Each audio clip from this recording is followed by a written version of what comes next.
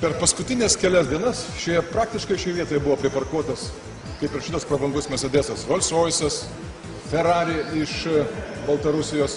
Ir ką daryti su tokių prabangių automobilių šeimininkais, kurie nepaiso kelių taisyklių ir kurie galvoja, kad jie turi teisių per daug. Matyt, tankas yra geriausia priemonė.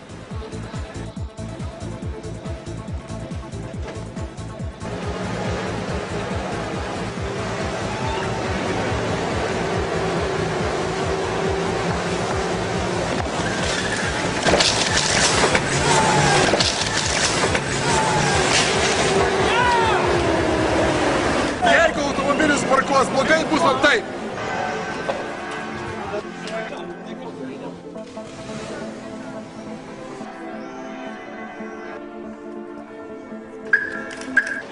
Sveiki, kitą kartą laikykitės kelių taisyklių.